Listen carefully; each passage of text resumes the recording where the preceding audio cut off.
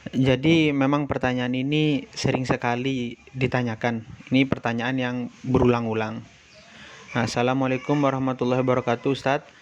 Kira-kira bisa dikatakan sama nggak orang yang pacaran sama orang yang nggak pacaran tapi dekat? Nah, jadi jawabannya itu seperti ini.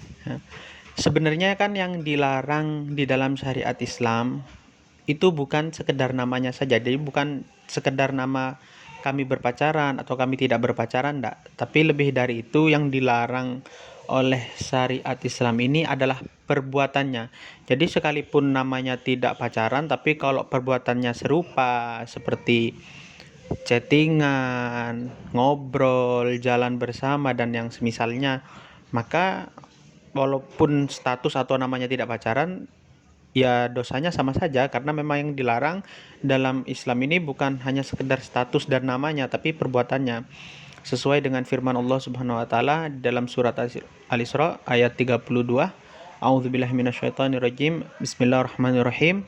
Wala taqrabuz zina innahu kana fahisyatan wa sa'a sabila. Jadi ayat ini sudah jelas menerangkan bahwasannya Allah melarang apapun bentuk yang bisa menyebabkan seseorang itu menyebabkan zina, atau walaupun tidak sampai ke zina yang naudzubillah kita ketahui ya, hubungan di luar pernikahan, tapi ya menyerupai atau dekat ke sana, seperti ada istilah zina mata, memandang yang dilarang yang bukan mahram, melihat aurat orang lain lawan jenis, atau zina mulut seperti berbicara, ngobrol, dan anggota badan yang lain. Karena dari ayat itu juga ya, para ulama sering menjelaskan bahwasanya kan tidak mungkin memang seseorang tiba-tiba gak kenal, baru pertama kali ketemu, naudzubillah lalu berzina, kan enggak. Pasti ya ada sebab-sebab, alasan-alasan, termasuk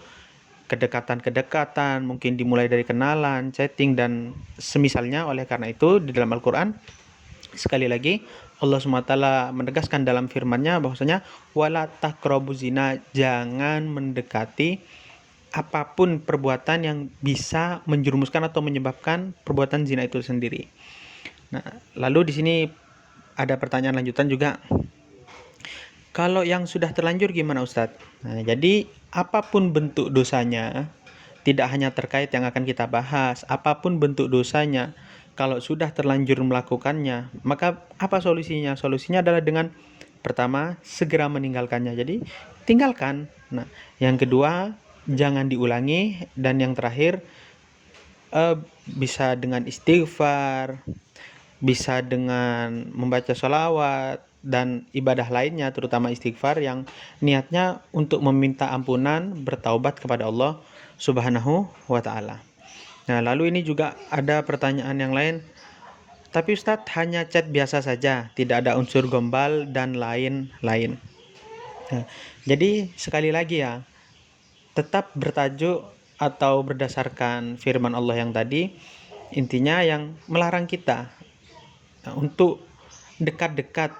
Nah, sekalipun tidak takut, mungkin saya tidak takut Ustadz, maksudnya insya Allah enggak, saya tidak takut akan ke sana, sepertinya enggak mungkin saya melakukannya. Nah, jangan pernah seperti itu, bisa jadi itu adalah bisikan setan. Jadi apapun bentuknya kita harus menjaga diri kita. Kita khawatir atau tidak, kita yakin, bahkan sekalipun yakin tidak melakukannya, tetap larangan itu berlaku. Jadi jangan dekat-dekat. Nah, berkaitan dengan pertanyaan yang tadi itu, hanya cetan biasa tidak ada unsur gombal, maka sebenarnya Rasulullah SAW pernah bersabda, kata Rasulullah dalam sabdanya, min husni islamil mar'i tarku ma la ya'nihi. Jadi seorang muslim yang baik ya, seseorang yang menjaga keimanannya, yang memiliki iman yang baik, itu adalah orang yang melakukan hal yang meninggalkan hal yang tidak perlu. Jadi kalau tidak perlu dilakukan ya, hal-hal yang tidak jelas gitu, maka tidak perlu dilakukan. Termasuk kayak gini, cuman cetan aja walaupun tidak ada unsur gombal, kan apa tujuannya? Kalau tidak ada tujuannya ya lebih baik tidak usah dilakukan. Karena sekali lagi ya, perzinahan itu terjadi gak langsung tiba-tiba, gak pertama kali ketemu, bahkan apalagi tidak kenal kan enggak. Nah, maka ada sebab-sebabnya dan itu yang dilarang oleh Allah Subhanahu wa taala, termasuk berawal dari sekedar teman, sekedar chat. Nah, dan yang terakhir ini masih ada yang bertanya, Ustadz, kalau boleh kalau seumpama ada alasan seperti ingin bertanya, berarti boleh, apakah menjadi boleh? Nah, sekali lagi ya, ini jadi kayak terkesan maksa.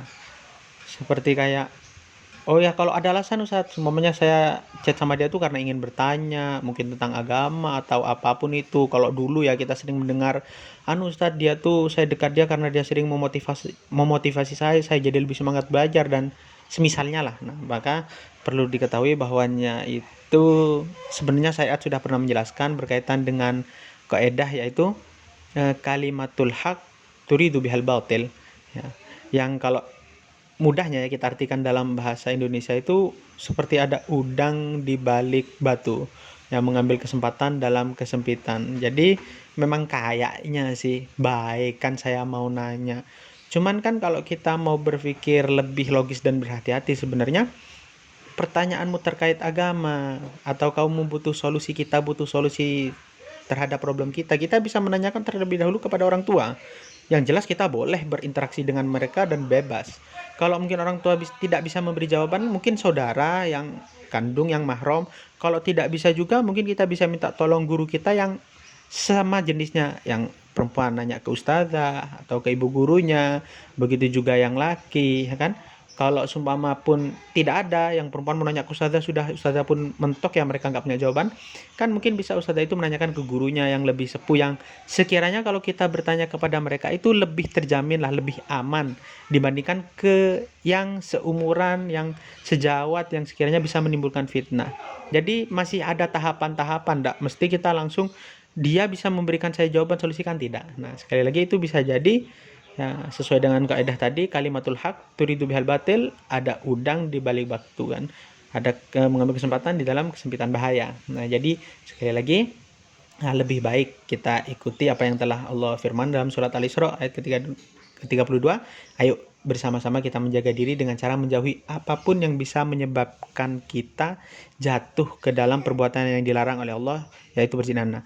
Semoga jawaban ini bisa bermanfaat bagi kita semua. Wassalamualaikum warahmatullahi wabarakatuh.